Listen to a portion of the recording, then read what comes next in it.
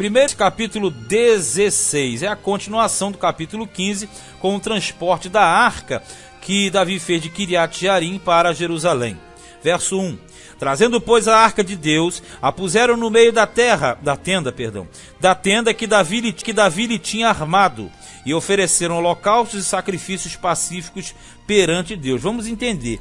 A arca, ela foi transportada para Jerusalém sem o tabernáculo. Por isso que ela foi colocada numa tenda armada por Davi com tal finalidade. 2. E acabando Davi de oferecer os holocaustos e sacrifícios pacíficos, abençoou o povo em nome do Senhor. E repartiu a todos em Israel, tanto a homens como a mulheres, a cada um pão e um bom pedaço de carne, e um frasco de vinho. Olha só, uma festividade, não é? Uma festividade, Davi, o homem segundo o coração de Deus, fez tudo aquilo. Aí no final ele dá o quê? Pão, carne e vinho. O que isso te lembra? Tipologia direta de Cristo. O pão, a carne e o vinho. Isso na verdade porque Cristo era expressado na pessoa de Davi.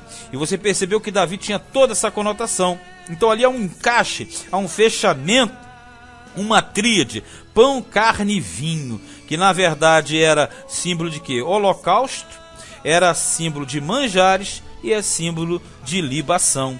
Então ali todos tinham grande alegria. Verso 4.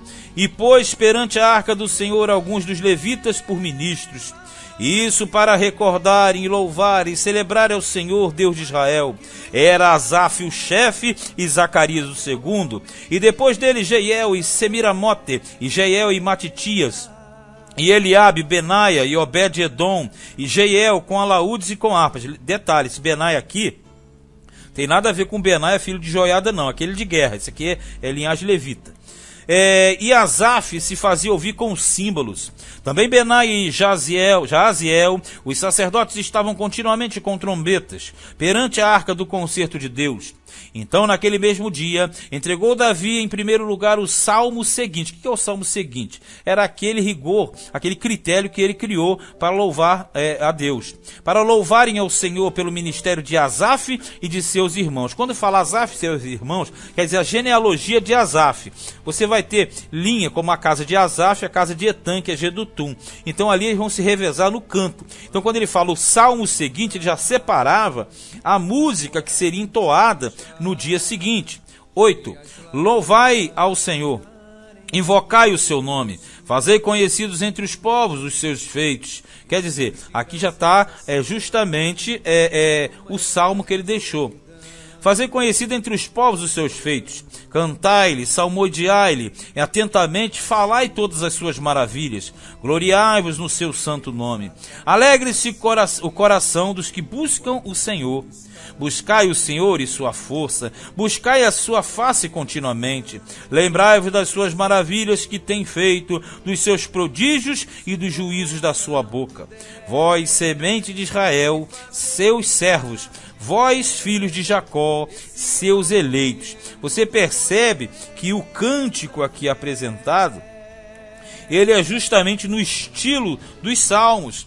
Davi tem uma centralização nos salmos, ele salmodiava muito. Olha no 15, lembrai-vos perpetuamente do seu concerto, e da palavra que prescreveu para 1000 gerações, do concerto que fez com Abraão, e do seu juramento a Isaque, o qual também a Jacó ratificou, confirmou por estatuto a Israel por concerto eterno, dizendo: a ti darei a terra de Canaã, quinhão da vossa herança. Quinhão quer dizer porção de terra. Então, se você percebe, em cada um desses versículos do Salmo, tem uma palavra importante. No 8, louvai ao Senhor. 9, cantai-lhe. 10, gloriai-vos.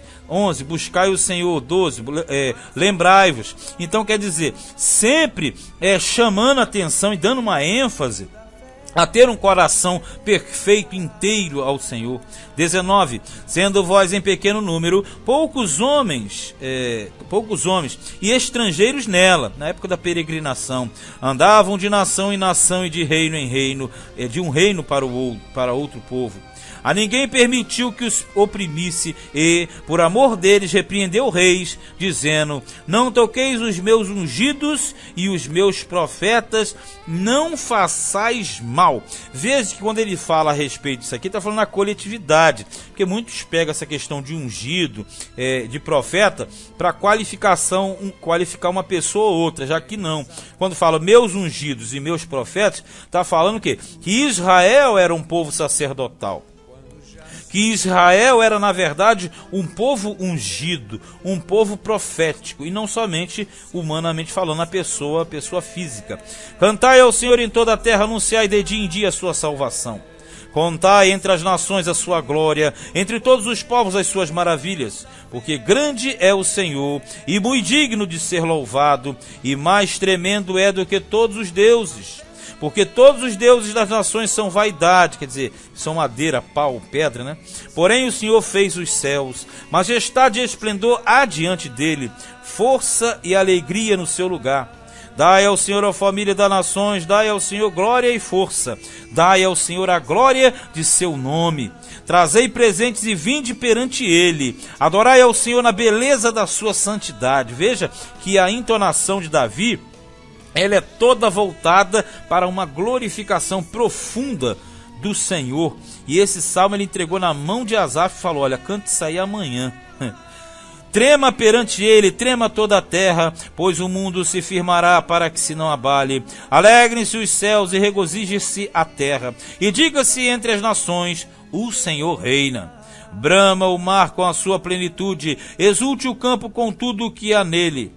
Então jubilarão as árvores dos bosques perante o Senhor, porquanto vem a julgar a terra. Veja que ele já está trazendo uma alusão profética à vinda de Cristo. 34. Louvai ao Senhor porque ele é bom, pois a sua benignidade dura perpetuamente. Voltando aqui um pouquinho no 33, quando ele fala: jubilarão as árvores dos bosques perante o Senhor, porquanto vem a julgar, é porque na Bíblia, quando você fala árvores, você dá uma conotação das nações do mundo. É como se a terra fosse um grande bosque e cada nação fosse uma árvore. Como Davi é prefiguração de Cristo, e Cristo volta no milênio para estabelecer o seu reino mundial, veja que nos salmos de Davi já vinha as questões proféticas e futurísticas e até mesmo escatológicas. E dizei: salva-nos, ó Deus, da nossa salvação, e ajunta-nos, e livra-nos das nações. Já está falando de cativeiro, o que nem estava para conta, está longe. Ele fala: ó Deus da nossa salvação, ajunta-nos, quer dizer, está espalhado, e livra-nos das nações, para que louvemos o teu nome e nos gloriemos no teu louvor. Louvado seja o Senhor, Deus de Israel, de século em século. E todo o povo disse amém, e louvou ao Senhor. Veja, todos dizem amém e não estavam nem entendendo o que estava sendo falado ali, para dizer a verdade, mas eles disseram amém. 37. Então Davi deixou ali, diante da arca do concerto do Senhor, a Asaf e a seus irmãos, para ministrarem continuamente perante a arca, segundo se ordenara para cada dia. E mais a Obed-edom com seus irmãos, 68, a este Obed-edom, filho de Jedutum, e a Rosa ordenou-o por porteiros.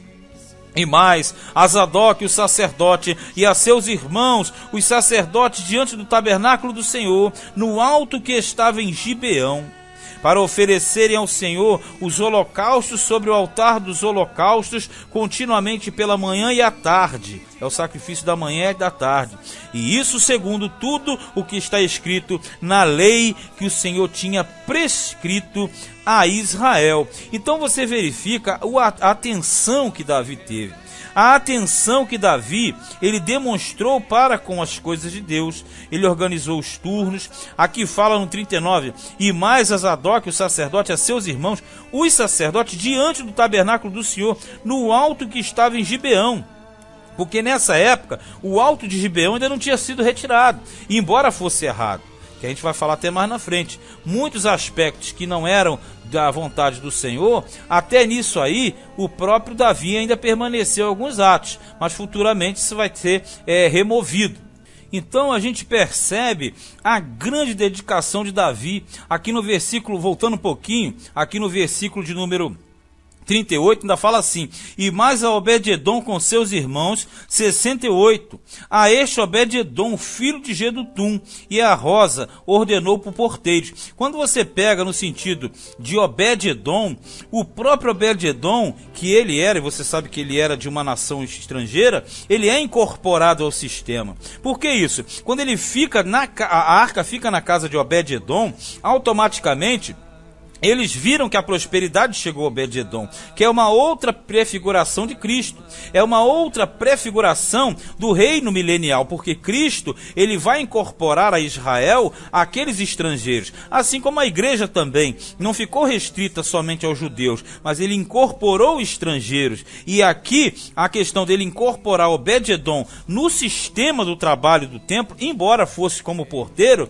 mostrava justamente que Davi, ele quebrou o paradigmas, ele estabeleceu outros sistemas, ele mostrou que Deus, ainda que estipulou uma lei, em determinados momentos, ele fazia com que essa lei se tornasse flexível e maleável. Ele introduz automaticamente Obed-edom, e Obed-edom passa a estar dentro da genealogia, dentro do sistema que era exclusivo da tribo de Levi. E ali Davi fez isso porque homem segundo o coração de Deus, e fez as coisas que eram ditas por Deus. Lembrando que a escritura que eles possuíam eram somente a lei. Não é como nós aqui. Nós hoje temos todo o plano completo do Antigo Testamento, assim como o Novo Testamento também, que veio através de Cristo Jesus e pelo Espírito Santo. A gente tem essa facilidade aqui de entender essas coisas na sua profundidade. No 41 ele diz, e com eles deixou a Remã e a Jedutum e aos mais escolhidos, que foram apontados pelos seus nomes, para louvarem ao Senhor,